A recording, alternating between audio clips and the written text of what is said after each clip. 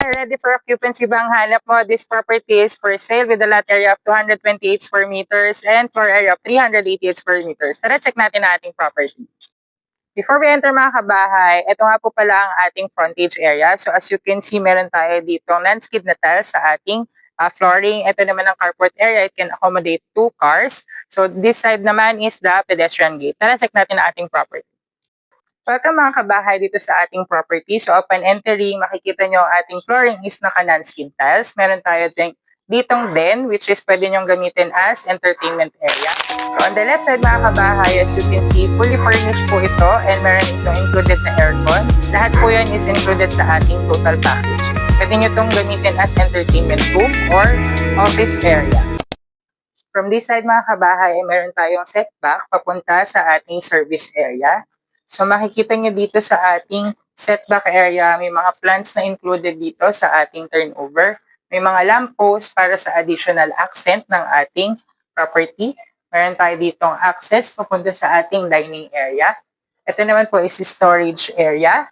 Meron tayo ditong service area sa likod ng ating property.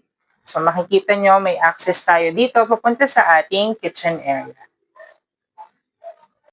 So dito naman tayo mga kabahay sa ating carport area. As you can see, covered po ang ating carport area. Meron itong accent na PVC ceiling and then naka-non-skid tayo dito na tiles. It can accommodate 2 cars. And then meron tayo ditong access another way papunta sa ating kitchen area.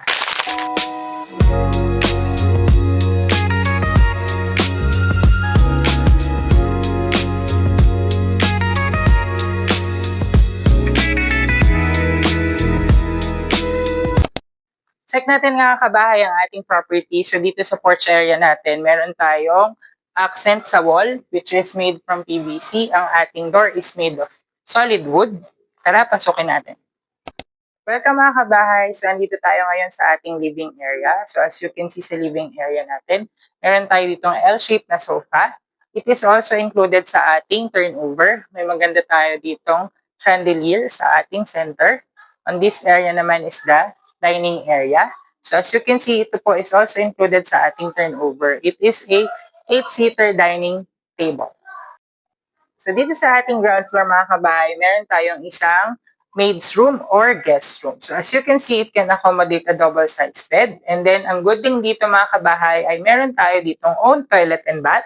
So hindi nyo na po kailangan lumabas para mag-sleep. On this area mga kabahay, as you can see, meron tayo dito malaking mirror na additional accent sa ating living area. So on this area naman is another toilet and bath.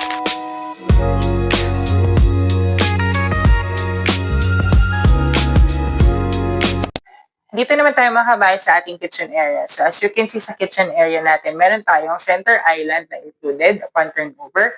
Lahat po ng nakikita nyo dito, including the refrigerator is also included.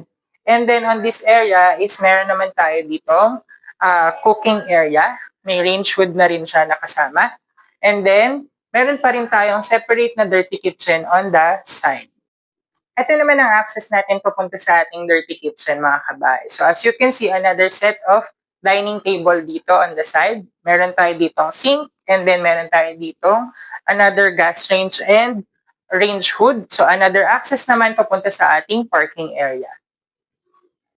On this area naman mga kabahay is the second bedroom here at the ground floor. So pwede nyo ito i-convert as maid's room or storage area. Pero included na rin po ang ating bed and aircon on turnover. Hi kabahay! So andito tayo ngayon sa ating staircase area. So as you can see sa staircase area, ito pong ating staircase is made of concrete and tiles. Meron tayo ditong wide window for additional lighting and then the chandelier is also included upon turnover. Meron tayo ditong hand railings and naka-tempered glass po ang ating side railings.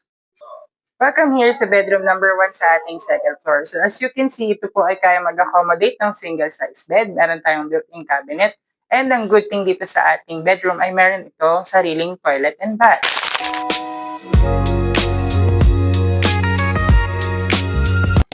Let's check bedroom number 2 here at the second floor. So as you can see, bedroom number 2 kaya mag-accommodate ng single-size bed.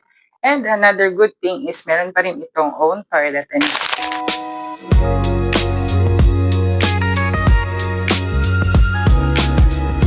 welcome to bedroom number 3 here at the second floor mga kabahay. So upon entering, meron tayo dito toilet and bath sa ating right side.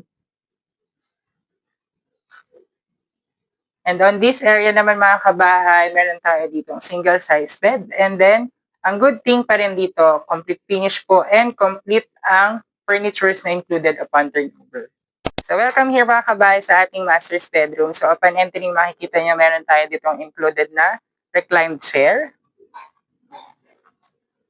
Meron tayo ditong double size bed. Ang ating pong flooring is naka-carpet. And then ang good thing, meron tayong master's toilet and bath. Sa master's toilet and bath natin mga kabahay, meron tayong walk-in closet, bathtub, and shower enclosure para sa ating shower area. Check naman natin mga kabay ang ating balcony area. So dito sa ating balcony area, meron tayo dito coffee table na included, and then ang ating flooring is naka-dress up for artificial grass. Ang ating pong bedroom number 3 ay merong access dito na sliding door. So makikita nyo maaliwalas ang ating balcony area at napakaluwag. So pwedeng-pwede dito mag-setup ng gatherings. And then on this area naman, meron din tayong additional access straight to your master's bedroom.